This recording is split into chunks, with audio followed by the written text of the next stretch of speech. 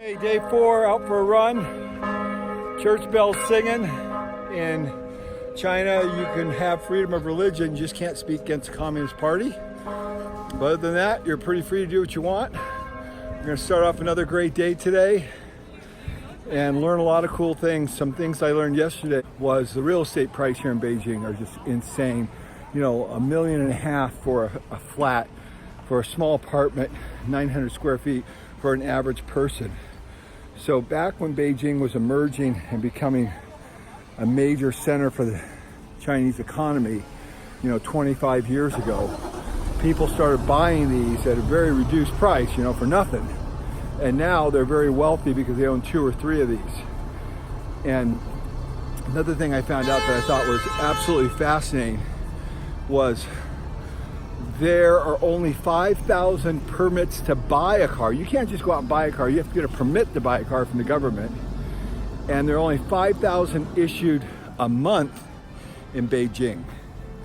And the list is, I believe, 5 million people long to get a car. So it's very difficult to get a car here. And they're really pro-electric everything. There are lots of electric cars. All the motorcycles are all electric.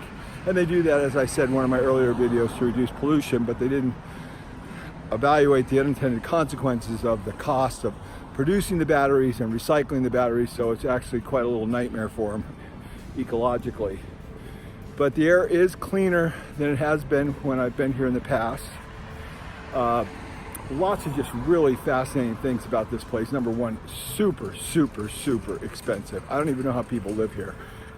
It's expensive for me. And I think before I buy anything, I bought a bottle of Perrier yesterday. It cost me $6 for one bottle. I buy the same thing at home for, $3.50, $4. So it's a very expensive town to live in. Considering 25 million people, I'd say it's pretty clean.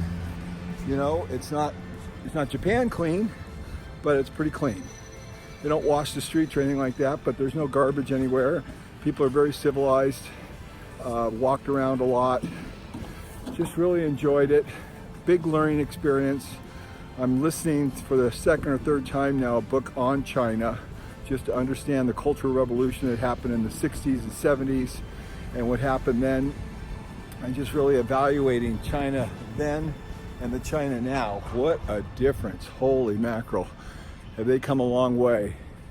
So, day 4, we'll keep you posted. We're on a high-speed train today for about 5 hours. We're going to Xi'an, which is way in the west of China. That's where the terracotta soldiers are. So we're going to head that direction.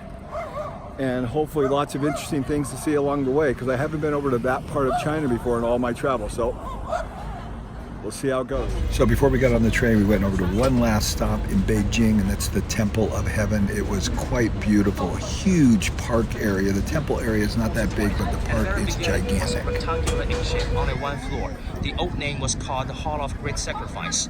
And then, until 1530 in Ming Dynasty, the emperor says, no, since it's Temple of Heaven, so let's change the shape to the round one, because Chinese culture would believe heaven is round, earth is square. So this is the looking from 1530. But in 1530, the 3 layers are different color. Now you can see they're all in blue.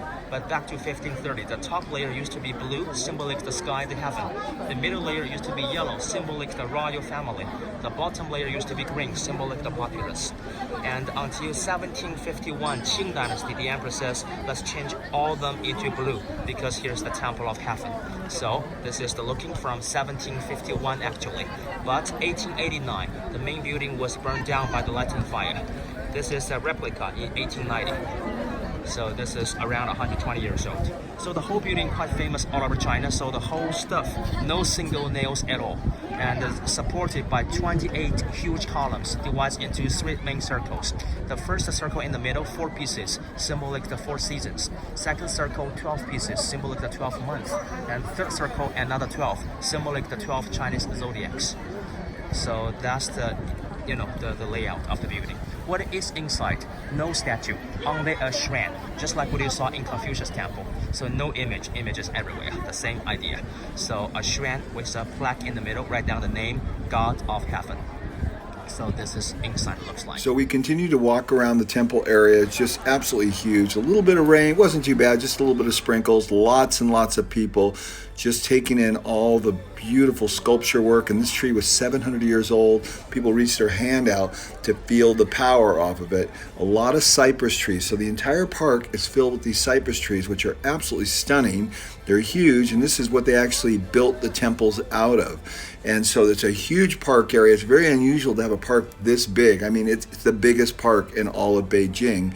And lots of people, and we filed through and looked at all the ceilings and the carvings and the paintings, and it was pretty crazy how beautiful everything was. So Kevin, give me a rundown since Mao of the 5 leaders that China has had and their significance. Okay, so Mao is the founder of the country, also for the party, and Deng Xiaoping like the person, the opening policy, and black cat, white cat. Yeah, so making the marketing change, and then Jiang and make the economy goes up much better than before, and Hu keep what Jiang did very safely and peaceful for a long while, and the new one, Chairman Xi. And he want to make China become the #1 country in the world, and to make our dream come true. So that's the 5 leaders' main idea.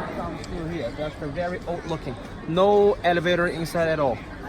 My parents want their son go to a nice school. They bought one of those. Almost $2 million American dollars. Bought one of those, but not here. But by the location, we're next to their dream school. Right. But that's the looking. Yeah. Not from 1982, Russian style. Next stop, the high-speed bullet train to Xi'an. Now, the crazy thing was, I've been in a lot of bullet trains before, and I've been in a lot of bullet trains actually in China, but there are a lot more people than I ever remember. Thousands of people getting on this train. I couldn't believe the numbers. And when we got off the train, I looked down the train to see how long it was. I couldn't see the end of it. And this is a bullet train going, 250, 300 miles an hour. And the train stations are massive. This one's only about 8 years old. I couldn't see to the end of it. It was just so huge because they're accommodating the mass numbers of people. Now in Xi'an, the population is about 9 million. You can see the condo development here, or the housing developments. They're just huge, and they never stop. They just go on and on and on and on. Tons of new infrastructure builds. Look at the landscaping on the side of the road. Look how deep the woods are, how close the trees are together. It's really quite remarkable. On top of that, everything's maintained at a very high level when you consider the numbers of people. We got into the hotel. Look how beautiful this flower arrangement is. So there you go. Day 4, China.